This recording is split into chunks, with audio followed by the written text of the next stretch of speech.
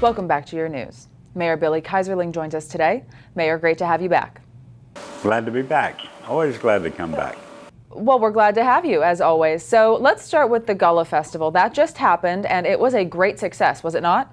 It was a terrific success. You know, over the last couple of years, it seems to have foundered. It's really been a family event, and we're now in the third generation, and I think they're moving it forward, changing it up a little bit. But I think the number of attendees was higher than I can remember. I think that the organization of the event was higher than I can remember. No crime, no disturbances. The only issue we had was keeping people hydrated because it was pretty hot. But it was a great Gullah Festival, and I applaud the family for what they give to Beaufort. It certainly was terrific. So moving to other things that are historically relevant in our area, this reconstruction monument and park and all of that sort of flowing through that time of our history, there's a lot going on with that right now. So can you give us an update on that specific topic? Sure. There are a lot of moving pieces to it, but the monument itself was transitioned this spring into a National Historical Park.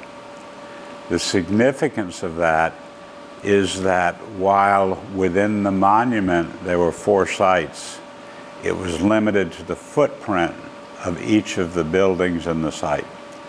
The legislation now says that you can bring in other sites of relevance, assuming the Park Service and the owner of the property can come to an agreement. So that the park, in number of places to visit, see, interpretation, just in downtown Beaufort, there's 60 eligible sites that tell part of the Reconstruction story. Secondly, it expanded the boundaries on St. Helena Island from one building at Penn Center to anything that can be found on St. Helena Island. The first thing was to name it a park, National Historical Park. Second was to expand the boundaries.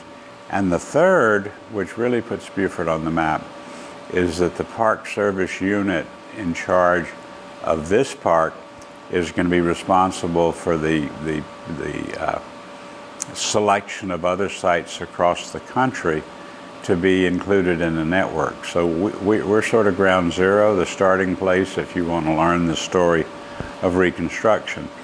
In many ways, we have the most complete story because Reconstruction started here earlier than anywhere else, likely lasted longer than anyone else, but is very different than many other places. The violence, the Union occupation was different. The destruction of real property was different. So that's why we were picked, because there's more here on the ground remaining for purposes of interpretation.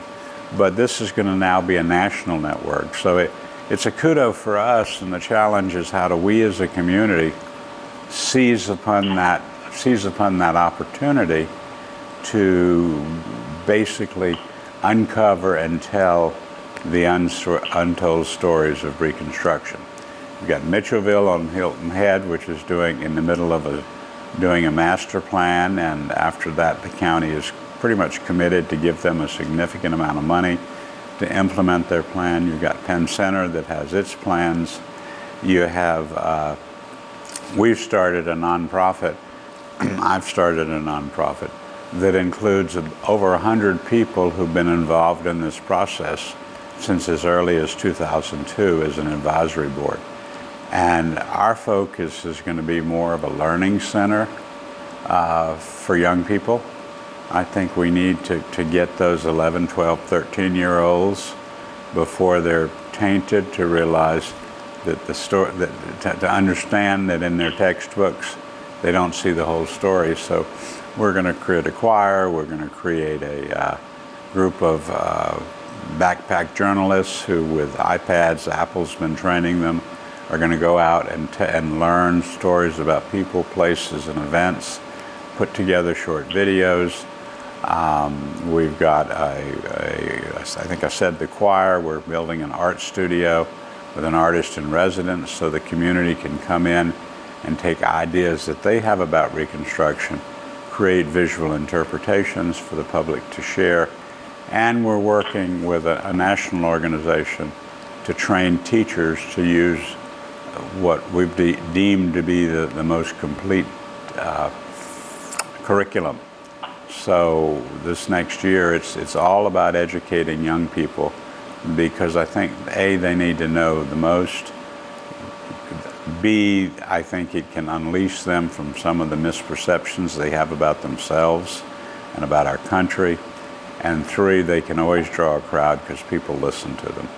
So we're off and running, but not to the exclusion of the many projects, not only in Beaufort County, but all over South Carolina and the Southeast. Very, very Well, we certainly look exciting. forward to the next update. Mayor, I'm so sorry, but we are out of time. Mayor Billy Keyserling, always a pleasure. Thank you so much for being here. Thank you.